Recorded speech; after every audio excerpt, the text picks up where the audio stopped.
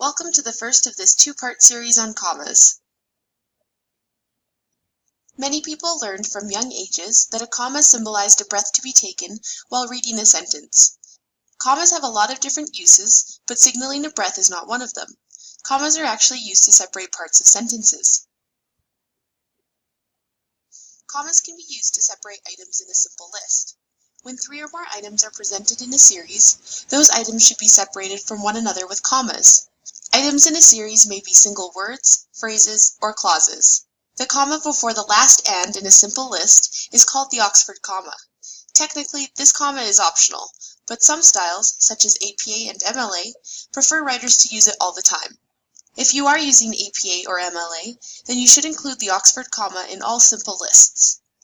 Other styles recommend using the Oxford comma only if not doing so will confuse readers. Please use your discretion and be consistent when deciding whether or not to include the Oxford comma. Here are some examples. On my way home from school, I need to buy cake mix, frosting, and sparklers. In this list, there is no confusion if you do not use the comma before the word "and", though you could still use the Oxford comma if you wanted to. Here is another example. My favorite combinations on toast are peanut butter and banana, avocado and tomato, and jam and chocolate. In this list, your reader would get confused if there was not a comma before the last "and". It would sound like a favorite combination on toast included 4 ingredients: avocado and tomato and jam and chocolate. It is important you know how to use a comma with multiple modifiers. Use a comma between coordinate adjectives, not joined with "and". When 2 or more adjectives each modify a noun separately, they are coordinate adjectives. For example, it is a heavy, clunky suitcase. In this sentence, both heavy and clunky modify the suitcase. You can use a simple test. If the adjectives can be joined by "and", the adjectives are coordinate, so you should use commas between them. It is a heavy and clunky suitcase makes sense, so you can use the comma between heavy and clunky. Adjectives that do not modify the noun separately are cumulative adjectives. For example, it is a light blue suitcase. In this example, the word blue modifies this suitcase, and the word light modifies the blue suitcase.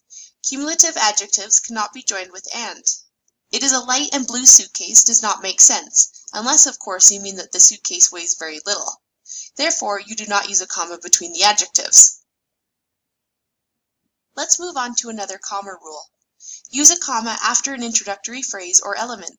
Introductory phrases provide background information: when, where, why, how, or under what conditions the main action of the sentence occurred. The introductory phrase precedes the main part of the sentence, which is the independent clause. Here's an example. Running toward third base, Charlie heard his teammates cheer his name. The comma tells the reader that the introductory phrase has come to a close, and that the main part of the sentence is about to begin. Sometimes you will have to use a comma with a subordinate clause. This rule is closely related to the previous rule. Subordinate clauses are also known as dependent clauses. The dependent clause will begin with a subordinate conjunction and will contain both a subject and a verb. The following words are subordinate conjunctions: after, provided that, whenever, before, than, whether, in order that, once, when, because, so that, wherever, if, unless, until, as, since, whereas, even though, why, although, rather than, where, even if, that, and while. A subordinate clause will not form a complete sentence. That is, it cannot stand alone, because it needs to be completed with at least one independent or main clause. For example, because she was sleeping so soundly on the sofa, Anna didn't notice that the family dog had pulled out every item from the trash can. In this example, the comma separates the subordinate clause from the independent clause. In this example, Anna didn't notice that the family dog had pulled out every item from the trash can because she was sleeping so soundly on the sofa. The subordinate clause follows the independent clause. Please note that there is no comma when the subordinate clause is preceded by the independent clause. Let's look at one final comma rule. It's a big one. Use commas to set off non-restrictive elements. Do not use commas to set off restrictive elements. Certain word groups that modify nouns or pronouns can be restrictive or non-restrictive. that is, essential or non-essential to the meaning of a sentence. These word groups are typically adjective clauses, adjective phrases, or appositives. A restrictive element defines or limits the meaning of the word it modifies. It is therefore essential to the meaning of the sentence and is not set off with commas. For example, anthropologists who study past human cultures through the excavation of sites and the analysis of artifacts are called archaeologists. This sentence does not mean that anthropologists in general are called archaeologists. Only those anthropologists who study past human cultures through the excavation of sites and the analysis of artifacts are called archaeologists. A non-restrictive or non-essential element modifies a noun or pronoun whose meaning has already been clearly defined or limited. Because the modifier contains non-essential or parenthetical information, it is set off with commas. If you remove a non-restrictive element from a sentence, the meaning does not change dramatically. For example, the archaeologists, who represented 3 different universities, met to review applicants for the excavation site.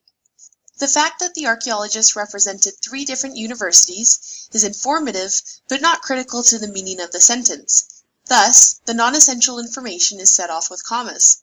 For more information, please take a look at the essential and non-essential clauses prezi. An appositive is a noun or noun phrase that renames a nearby noun. Non-restrictive appositives are set off with commas. Restrictive appositives are not. For example, Jane Austen's first published novel, Sense and Sensibility, was a success in the 1800s and even earned a profit. First published novel restricts the meaning to only one novel, so the appositive Sense and Sensibility is non-restrictive and should be set off with commas. Here's another example. The novel Susan was one of Jane Austen's first attempts at writing and publishing for a profit. Once readers have read the word novel, they still don't know exactly which novel the writer means. Therefore, the appositive following novel restricts its meaning, so the appositive should not be set off with commas. That's all for this presentation.